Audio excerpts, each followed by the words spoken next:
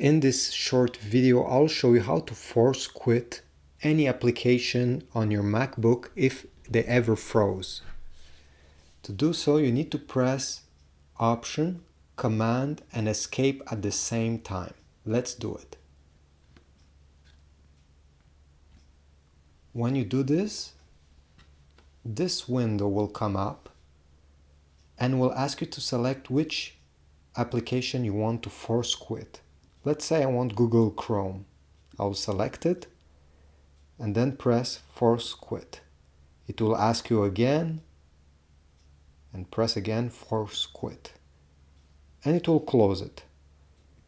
Now, if your computer is still not able to function properly because it's frozen, the only option is to press right here on the restart button.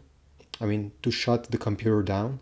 You just need to keep it pressed during 5-6 seconds and the screen will black out.